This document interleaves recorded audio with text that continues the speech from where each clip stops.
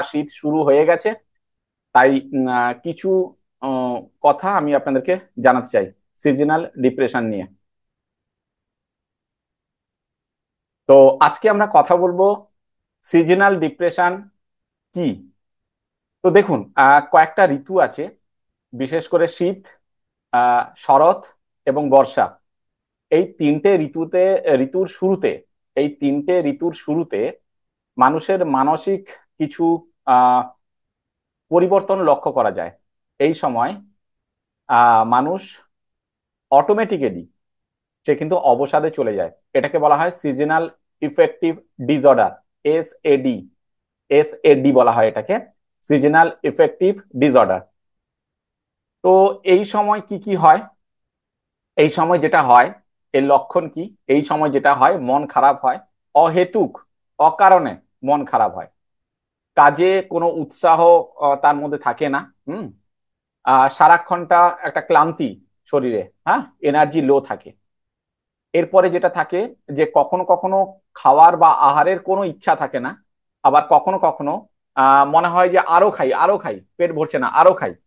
এবং এই সময় দেখা যায় যে মিষ্টি বা কার্বোহাইড্রেট জাতীয় খাবার খাওয়ার প্রতি ইচ্ছেটা বেশি থাকে। ওকে। এরপরে কি হয় যে মনোযোগ কমে যায় কাজের প্রতি বা যে কোনো বিষয়ের প্রতি, তার মনোযোগ কমে যায়। তারপরে কি হয়, সামাজিক দূরত্ব, অর্থাৎ কারোর সাথে মিশতে ইচ্ছে করে না। এই ধরনের সমস্যা যদি আপনাদের মধ্যে এই মুহূর্তে বা এই কয়েকদিনে যদি হচ্ছে, তাহলে বুঝবেন এটাকে সিজনাল ডিপ্রেশন বলা হয়। ঠিক আছে। তো এটা যদি আপনার 2 সপ্তাহেরও বেশি আপনার মধ্যে স্টে করে, তাহলে আহ সেটা কিন্তু সিজনাল ডিপ্রেশনে চলে যায়, যদি 2 সপ্তাহের বেশি। এবারে আপনাকে দেখতে হবে যে কেন হয়, এটা বুঝতে হবে।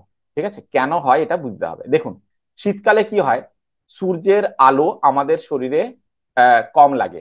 ঠিক আছে, আমরা মোটা জামা কাপড় পরে থাকি, তাই সূর্যের তাপ, সূর্যের আলো আমাদের গায়ে কম লাগে।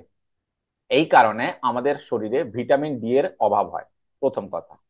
ভিটামিন ডি যখন অভাব হয়, তার সাথে সাথে সূর্যালোকের অভাবে আমাদের শরীরে সেরোটোনিন বলে একটা হরমোন আছে, সেই হরমোন কম নিঃসৃত হয়। এই সেরোটোনিন হরমোন কম নিঃসৃত হওয়ার জন্য এই ডিপ্রেশনের মধ্যে আমরা কিন্তু চলে যাই। এরপরে কি হয়, এরপরে হচ্ছে কি, আমাদের শরীরে একটা বায়োলজিক্যাল ক্লক আছে, এটাকে বলা হয় বায়োলজিক্যাল ক্লক। তো সেই ক্লকটা, বায়োলজিক্যাল ক্লকটা কোথাও একটা বিঘ্নিত হয়ে যায়, কোথাও একটা ডিস্টার্ব একটা হয়ে যায়। ঠিক আছে, একটা ঘড়ি যেরকম আমাদের বাইরের পরিবেশের জন্য আছে, সূর্য উঠছে সূর্য অস্ত যাচ্ছে, ঠিক সেরকম আমাদের শরীরেও কিন্তু একটা ক্লক আছে। তো সেই রুটিন কোথাও একটা আমাদের আহ ব্যাঘাত ঘটে। এরপরে কি, পরিবেশগত কিছু পরিবর্তনের জন্য আমাদের এই ডিপ্রেশনের মধ্যে আমরা কিন্তু অটোমেটিক্যালি অনেককেই চলে যাই, এবং এটা পুরুষদের থেকে মেয়েদের ক্ষেত্রে এই সম্ভাবনা সব থেকে বেশি থাকে। ঠিক আছে। তো এইভাবে আমাদের এই মানসিক অবসাদের মধ্যে আমরা এই শীতের শুরুতে চলে যাওয়ার সম্ভাবনা থাকে। এবারে তাহলে যদি তাই হয়, আমি আবারও বলছি, যদি 2 সপ্তাহ এটা স্টে করে আপনার মধ্যে, তাহলে কিন্তু এই ডিপ্রেশন সিজনাল ডিপ্রেশন।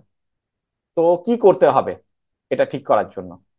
প্রথমত হচ্ছে, আপনাকে সকালবেলা গায়ে সূর্যের আলো, সূর্যের তাপ, হ্যাঁ, আপনার গায়ে যেন লাগে।